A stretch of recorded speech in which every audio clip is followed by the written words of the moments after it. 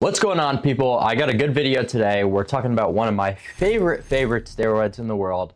That's going to be oxandrolone, otherwise known as Anavar. So let's get into it. So what exactly is Anavar, and why would you take it over just taking testosterone itself? Well, Anavar is an oral steroid that's got its own unique properties that are different than testosterone, so it could give you gains through other mechanisms. And you might be thinking to yourself, well, wait, Clav, isn't Anavar derived from dihydrotestosterone? Yes, but it is not the same as DHT. Anavar is a DHT derivative, meaning it's chemically similar, but it won't have the exact same effects as pure DHT will. So yes, guys, you should still nuke DHT to oblivion, but that doesn't mean that Anavar still can't be a part of your routine. Anavar is much less androgenic than DHT itself, so it's a really good thing to add into your stack. So the main thing that we want to concern ourselves with is longevity when we're doing cycles. We want to worry about our hair. We want to worry about our skin. So how do we actually protect our skin and hair against Anavar itself? Well, even though Anavar has super low androgenicity compared to DHT, it can still have an impact on some people who are extremely prone to hair loss. So how exactly do you prevent that? Well, you're going to want to use what's called a topical anti-androgen. That's going to be your RU58841. This is going to prevent any androgenic activity when applied topically to the hairline so that we're going to keep our hair. Now, is RU an absolute requirement? No, most people will be fine with using testosterone and Anavar and just using dutasteride. But is it a bad idea to include in your stack as an extra precaution?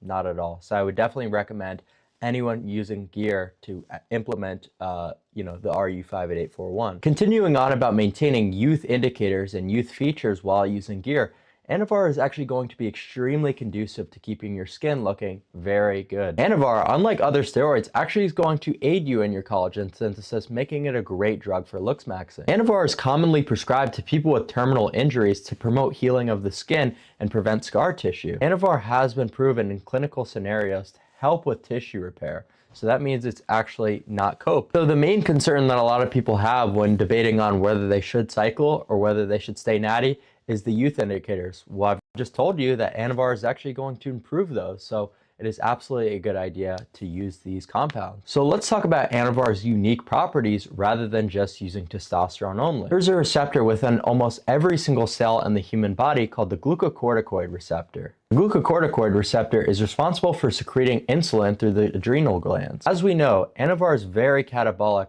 so its suppression of the glucocorticoid receptor's activity on cortisol is going to be very conducive for hypertrophy. Anavar also influences metabolic activity in liposis directly. It's going to reduce visceral and subcutaneous fat by quite a significant degree. That's why it's commonly cited to be used during cutting stacks. Clav, this Anavar stuff sounds magical. It's got to come with some downsides, right? Well, yes, it does, and let's get into this. Like most steroids, Anavar is going to have a detriment on your lipid profile. Now, this is going to be pretty insignificant compared to a lot of other compounds, but it's still important to note. Like any other oral compound of any kind, it's going to have somewhat of an impact on your liver, but this is going to be very minimal, unlike other orals like Superdrol, Anadrol, Halotestin, way worse for you. So the best way that I like to run Anavar is in 3-month bursts. So I'll go 3 months on, 3 months off, and I'll try to minimize any other stress on my liver while I'm cycling Anavar. That means no drinking as often. That means lower the Accutane dose.